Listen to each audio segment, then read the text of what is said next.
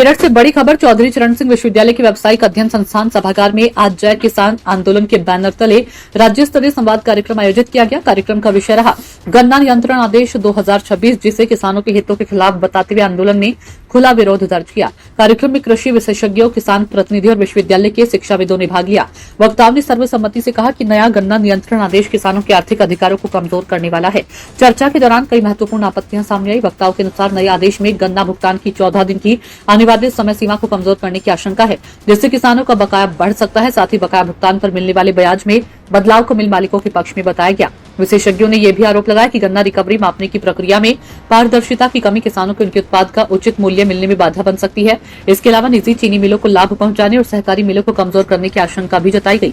जय किसान आंदोलन के संस्थापक योगेंद्र यादव ने कहा कि आदेश सुधार के नाम पर किसानों के साथ अन्याय है और इसके खिलाफ गांव-गांव जागरूकता अभियान चलाया जाएगा। किसान प्रतिनिधि पुष्पेंद्र कुमार ने कहा कि बढ़ती लागत और महंगे कृषि संसाधनों के बीच ये नया नियम गन्ना खेती को घाटे का सौदा बना सकता है। वहीं विश्वविद्यालय के वक्ताओं ने दावा किया कि शोध और आंकड़ों के आधार पर यह आदेश किसानों की बजाय बड़े उद्योगों को फायदा पहुंचाने वाला प्रतीत होता है। वरिष्ठ किसान नेता प्रीतम सिंह ने विवाद निपटारे की प्रक्रिया को नौकरशाही केंद्रित बताते हुए किसानों के लिए कठिन बताया। अर्थशास्त्र विभाग के प्रोफेसर अतवीर सिंह ने कहा कि गन्ना किसानों की समृद्धि के बिना ग्रामीण अर्थव्यवस्था का विकास संभव नहीं है। कार्यक्रम के अंत में आंदोलन ने चेतावनी दी कि यदि सरकार आदेश में किसान हितैषी संशोधन नहीं करती तो पूरे प्रदेश में तहसील स्तर पर विरोध प्रदर्शन और गन्ना अधिकार यात्रा शुरू की जाएगी। कार्यक्रम का संचालन अशोक पवार ने किया। आज चौधरी चरण सिंह यूनिवर्सिटी में एक ऐतिहासिक बैठक का आयोजन किया गया, जिस गोष्ठी में जय किसान आंदोलन सहित इस इलाके के तमाम गन्ना किसानों प्रतिनिधियों ने एक बहुत महत्वपूर्ण दस्तावेज पे चर्चा की है। ये दस्तावेज है सरकार, केंद्र सरकार के द्वारा प्रस्तावित नया गन्ना कंट्रोल ऑर्डर। और अगर ये ऑर्डर पारित हो गया तो 1966 का जो गन्ना कंट्रोल ऑर्डर, जिससे पिछले 60 साल में गन्ना मिलों और गन्ना उद्योग संचालित हो रहा था, वो ऑर्डर रद्द हो जाएगा। ये नया ऑर्डर आ जाएगा। आज इस ऑर्डर पर पहली चर्चा हुई है। इस चर्चा से जो बिंदु उभर के आते हैं वो ये है, सबसे पहले तो ये चिंता का विषय है कि इस मसौदे की, ये ऑर्डर अभी पास नहीं हुआ है, सिर्फ मसौदा है। ये चिंता का विषय है कि इस मसौदे की प्रति इस देश के किसी भी किसान संगठन को नहीं दी गई है। हमारा अनुरोध है कि किसानों को मसौदा दिया जाए और किसान संगठनों से पूरी राय बातचीत हो इस मुद्दे पर। दूसरा, इस मसौदे में एक जो बहुत खतरनाक प्रस्ताव है वो ये है कि गन्ना मिलों की जो एक दूरी जो 15 किलोमीटर का प्रावधान था उसको बढ़ा के 25 किलोमीटर किया गया है। 15 किलोमीटर के प्रावधान के चलते उत्तर प्रदेश में मिलें बनी तो किसानों को 4 पैसे मिले। सारा उद्योग जो पिछले 15-20 साल में यहाँ फला फूला, इसकी वजह से जैसे ही 15 किलोमीटर को 25 किलोमीटर किया जाएगा तो कुछ चंद मिलों की मोनोपोली बनेगी। किसान को जो खुशहाली आई थी उसमें गिरावट आएगी। दूसरा खतरनाक प्रावधान जो है वो ये कि खांडसारी का जितना भी पूरा उद्योग है उस पर अब कानूनी बंदिश लगाई जा रही है। उसको लाइसेंस लेना होगा। और विचित्र नियम ये है कि खांडसारी उद्योग वाले अगर चाहें भी तो एफआरपी से ज़्यादा पैसा किसान को नहीं दे सकते।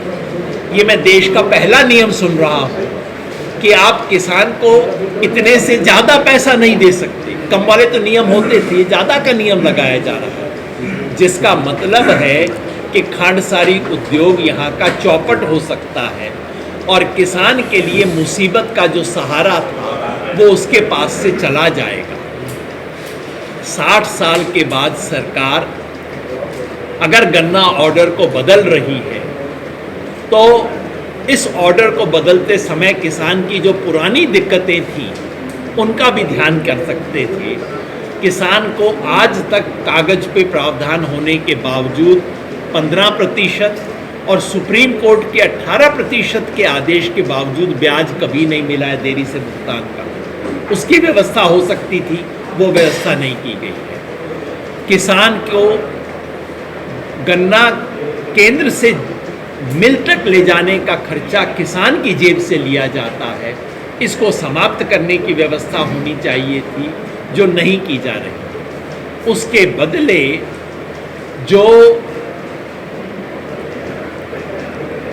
कोऑपरेटिव के खर्चे थे, जिसके लिए कोऑपरेटिव को ऑलरेडी पैसा मिल रहा है, उसको भी किसान की जेब से लेने का प्रावधान यहाँ पे है। इन तमाम चीज़ों की वजह से हम किसान संगठनों को ये संदेह है कि ये जो ऑर्डर आया है सरकार का, ये किसान पर एक बिजली गिरने का आदेश है। इससे खतरा ये है कि गन्ने की पिराई के साथ साथ गन्ने के किसान की पिराई भी हो जाएगी इस आदेश से। इसलिए हमारा संदेह है कि ये आदेश सिर्फ और सिर्फ मिल मालिकों के हित और स्वार्थ को देखकर बनाया गया है। इसलिए इस मसौदे को फाइनल करने से पहले देश भर के किसानों से राय हो, संसद में खुलकर बहस हो, विधानसभाओं में बहस हो और उसके बाद ही एक किसान के हित में एक नया आदेश लाया जाए। ठीक है सर। 4500 करोड़ रुपया पूरे प्रदेश में चीनी मिलों द्वारा बकाया है किसानों पर। अकेले मेरठ परिक्षेत्र में 1500 करोड़ रुपए बकाया है। क्या कहना चाहिए? मैं समझता हूं कि भारत के किसान पर किस तरह का अन्याय होता है, उसकी अगर आप मिसाल देखना चाहें तो ये किसान के गन्ना मिलों के बकाया का मुद्दा है। बकाया है, ब्याज उस पर जो मिलना चाहिए वो नहीं मिलता है। और सिर्फ उत्तर प्रदेश नहीं, पूरे महाराष्ट्र में स्थिति है, कर्नाटका में स्थिति है, पूरे देश में स्थिति है। बाकी किसी पे नहीं होता। सरकारी कर्मचारी का कभी उसका तनख्वाह बकाया नहीं होती है। ये जितने बड़े बड़े ठेकेदार होते हैं, सरकार के लिए लाखों करोड़ों का काम करते हैं, इनका पेमेंट बकाया नहीं होता। सिर्फ और सिर्फ किसान का बकाया होता है। किसान को करोड़ों रुपया बकाया रख के मिल मालिक और सरकार बैठे रहते हैं और जनता के हित के नाम पर ब्याज माफ किया जाता है। और अगर किसान 50,000 रुपए का अपना लोन बकाया रह जाए तो उस किसान का नाम तहसील की दीवार पे लिखवा दिया जाता है। ये जो दोहरे मापदंड हैं, किसान विरोधी जो व्यवस्था इस देश में चली आ रही है, उस व्यवस्था के बारे में बहुत बड़ा प्रश्न चिन्ह है। एक सवाल किसानों से कर लेते हैं। पश्चिम बंगाल में इस समय चुनाव, ये मैं यहाँ ही नहीं करूँगा, ये विश्वविद्यालय है, अब एक विषय पे है, बाहर आइए, मैं खुशी से जवाब दूँ। इस विश्वविद्यालय के स्पेस पे मैं ये नहीं करूँगा, राजनीतिक वक्तव्य नहीं।